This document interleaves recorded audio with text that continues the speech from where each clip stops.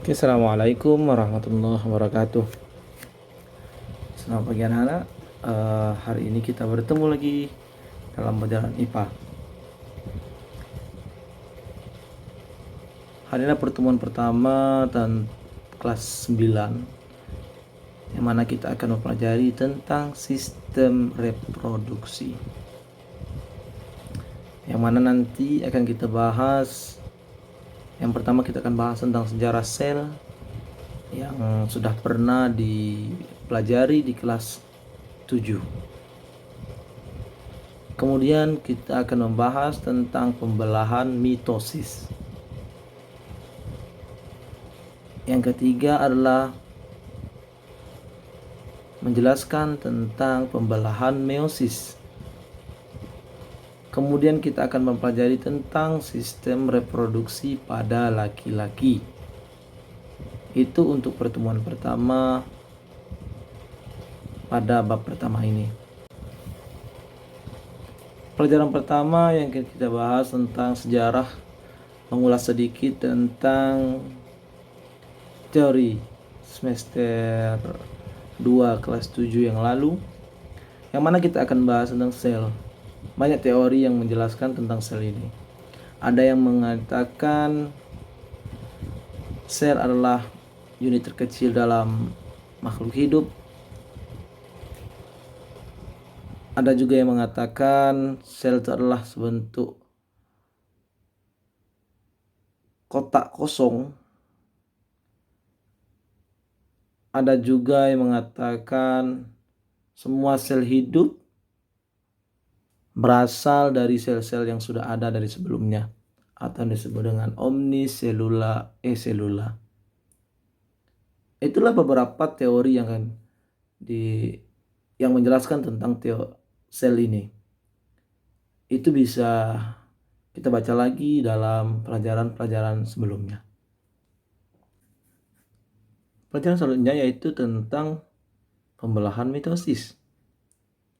Apa sih itu mitosis? Pasti itu yang terlintas di dalam benak kita semua. Kita perlu dulu pengertiannya dulu. Mitosis itu adalah pembelahan yang menghasilkan dua sel anakan yang memiliki karakter identik secara genetik dengan induknya. Jadi sel anakan itu sama persis dengan induknya. Hasilnya jika kromosom anak sama dengan jumlah kromosom induknya, ya kan? Misalnya induknya kromosomnya 23 pasang, maka anaknya juga 23 pasang. 23 pasang atau 46 kromosom. Nah, itu jadi anaknya sama seperti itu. Loh, sebelum kita lanjut, pasti kita akan bertanya, apa sih itu kromosom? Nah, di sini kita jelaskan sedikit tentang kromosom itu. Kromosom ini merupakan materi genetik yang berperan dalam pewarisan sifat. Nah, bagaimanakah anaknya? Itu tergantung kromosom yang diturunkan dari induknya. Nah, pada pembelahan mitosis ini, hasil selnya bersifat diploid atau berpasangan. Berpasangan itu 23 kromosom. Kan sama dengan 46. Kalau dia 23 berarti dia berpasangan. Berarti atau 2N. Itu kalau diploid. Kalau dia haploid dia hanya satu. Tidak berpasangan.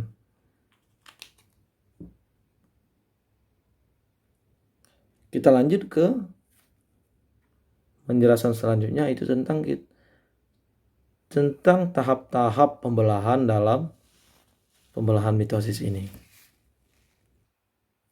Nah, tahap dalam pembelasan mitosis ini ada 4 tahap. Yang mana ada 4 tahap biasa disingkat dengan PROMAT. PROMAT. Apa saja itu? Yang pertama ada namanya propase. Yang kedua metafase. Yang ketiga anafase. Yang keempat telopase. Yang mana masing-masing ini memiliki bentuk yang berbeda-beda pada setiap tahapnya. Mari kita bahas tentang tahap-tahapan yang dilalui dari 4 ini. Propase, metafase, anafase, dan telopase. Tadi sudah kita jelaskan tentang belahan mitosis. Sekarang kita akan bahas tentang pembelahan meiosis. Nah, di sini berbeda dengan tadi. Mitosis hanya menghasilkan 2 anak yang sama identik dengan kromosomnya sama dengan induknya. Sedangkan pada pembelahan meiosis ini dia hanya menghasilkan 4 sel. Dia menghasilkan 4 sel anakan yang masing-masing sel anakan mempunyai separuh dari sel kromosom induknya. Nah, berbeda dengan mitosis tadi, ya sama persis dengan ibunya, dengan induknya. Maka kalau yang di pembelahan meiosis dia memiliki separuh dari kromosom induknya. Nah, sifat daripada pembelahan mitosis tadi menghasilkan anakan yang bersifat diploid. Nah, sedangkan yang di meiosis bersifat haploid. Haploid ingat tadi beda dengan diploid. Nah, itu. Pasti ada tahap-tahapnya pada setiap pembelahan. Nah, pada pembelahan meiosis ini dia sama seperti pembelahan mitosis, tetapi dia memiliki 2 tahapan, yaitu PROMAT 1 dan PROMAT 2. Atau pada fase propase 1, metafase 1, anafase 1, dan telopase 1. Kemudian dilanjutkan dengan propase 2, metafase 2, anafase 2, dan telopase 2. Sehingga menghasilkan anak yang berjumlah 4 sel anakan. Nah, tahap-tahapnya akan kita bahas berikut ini. Ini adalah tentang tahap-tahapan pada mitosis. Yang pertama merupakan tahap propase. Bisa dilihat gambar bahwasanya di sana udah terlihat kromosomnya sudah mengganda. Kemudian dia udah memadat. Nah, ada gambar yang mulai itu adalah dia membran intinya. Dia udah mulai rusak dan menjadi bagian-bagian kecil. Itu tahap propase. Itunya masih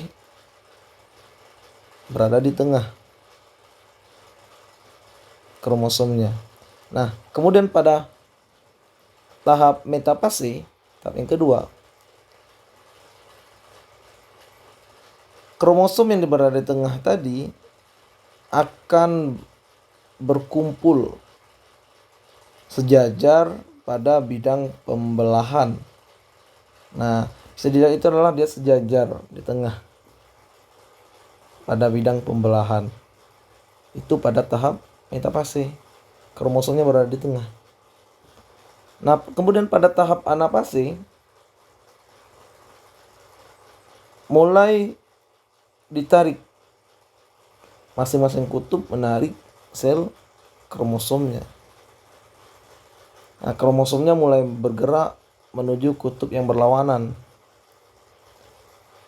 Nah, kemudian pada akhirnya kedua kutub sel memiliki kromosom dengan jumlah yang sama. Dia mulai terpisah pada tahap anafase. Kemudian tahap yang terakhir adalah tahap telofase. Tahap telofase ini membran inti mulai kembali bergabung. Jadi yang pertama tadi dia udah rusak, sekarang dia mulai bergabung kembali. Dan di sini terbentuknya dua sel anakan yang bersifat diploid. Ingat, diploid berpasangan. Nah, itu pada tahap pembelahan mitosis. Profase dia udah masih acak-acakan di tengah. Kemudian metafase dia udah sejajar pada garis bidang pembelahan kromosomnya. Kemudian pada tahap anafase dia kromosomnya udah saling berlawanan, ditarik ke masing-masing kutub dengan kutub yang berlawanan. Yang keempat, tahap telofase, di sana telah terbentuklah menjadi dua sel anakan yang bersifat diploid berpasangan. Selanjutnya ini adalah tahapan-tahapan pembelahan mitosis. Dimulai dari satu sel yang bersifat diploid atau 2N. Dia sama seperti tahap mitosis. Ada profase, metafase, anafase, dan telofase. Akan tetapi dia memiliki dua tahap. Profase 1, metafase 1, anafase 1, dan telofase 1. Kemudian dilanjutkan dengan profase 2, metafase 2, anafase 2, dan telofase 2. Yang mana hasilnya nanti adalah 4 sel anakan. Sama seperti yang pertama, tahapnya sama seperti di pembelahan mitosis. Tahap profasenya membran inti sudah mulai rusak, badan yang kecil, kemudian kromosom sudah mengganda, kemudian memadat. Pada tahap metafase 2, metafase 1, kromosom mulai sejajar di bidang pembelahan. Kemudian kromosom bergerak menuju kutub-kutub pada tahap anafase 1. Kemudian telofase 1, kromosom homolog memisahkan dan bergerak ke kutub yang berlawanan. Membran inti sudah mulai bentuk kembali, kemudian terbentuknya dua sel anakan yang bersifat haploid. Jadi pertama tadi diploid, misalnya 46 kromosom. Nah, sekarang dia memiliki 23 dan 23 pada masing-masing sel anakan. Nah, kemudian pada saat sudah selesai di sana, masuklah ke tahap profase 2. Yang mana masing-masing akan tadi sudah terbentuk menjadi dua sel anakan yang bersifat haploid. Nah, kemudian sama kutubnya sudah mulai, kromosomnya sudah membran intinya sudah mulai rusak, kemudian kromosomnya sudah mulai mengganda. Kemudian metafase 2, kromosomnya sudah mulai sejajar lagi, masing-masing anakan kromosomnya sejajar di bidang pembelahan. Kemudian pada tahap anafase 2 itu terjadi lagi penarikan antar kutub yang saling berlawanan, saling memisah. Nah, terakhir dari dua anakan tadi menghasilkan 4 anakan yang bersifat haploid. Nah, itulah tahap-tahapan pada pembelahan meiosis. Nah, kali ini kita akan membahas tentang sistem reproduksi laki-laki. Pada laki-laki ini terbagi menjadi dua bagian. Ada reproduksi di bagian luar, ada bagian dalam. Nah, bagian luar itu hanya ada penis dan skrotum. Nah, bagian lainnya adalah termasuk di bagian dalam. Kita mulai adanya namanya penis. Kemudian ada skrotum. Skrotum yang melindungi testis. Kulit yang melindungi testis, melemahkan suhu testis. Kemudian ada namanya testis. Disitulah tempat terjadinya sperma, pembentukan sperma. Kemudian ada lagi epididymis. Epididymis ini adalah tempat penyimpan sementara sel sperma. Kemudian ada vas deferens. Vas deferens ini itu yang menyambungkan dari epididymis menuju ke uretra. Nah, kalau ada uretra itulah tempat pengeluarannya. Saluran kencing maupun keluarnya sperma. Kemudian sebelum ke uretra ada namanya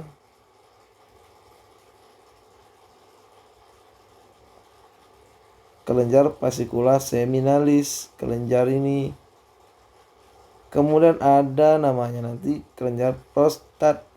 Ini yang menghasilkan zat yang bersifat asam. Kemudian ada lagi yang namanya kelenjar Cowper. Ini nilai menghasilkan zat yang bersifat basah. Nah, itulah dari beberapa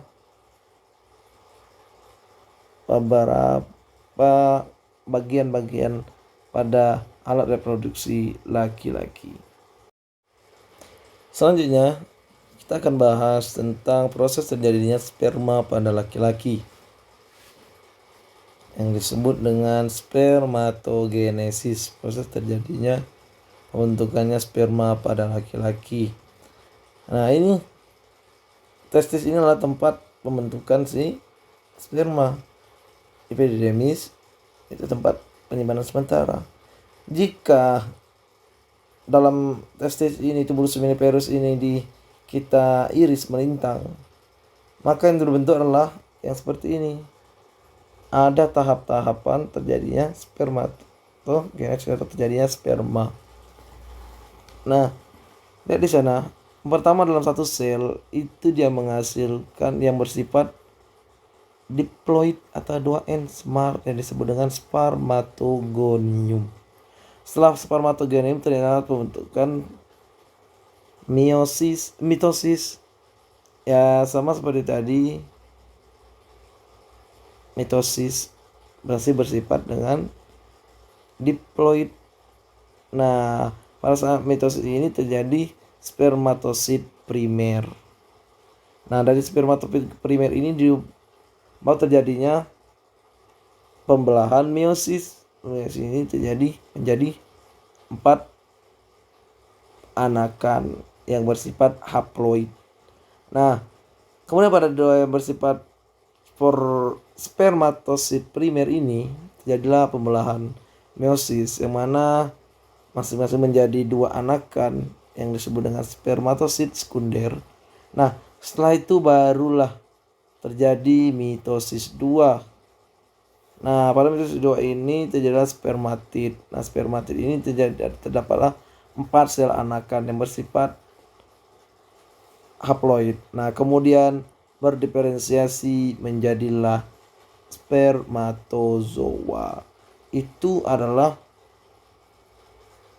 proses terjadinya pembentukan sperma atau disebut dengan spermatogenesis.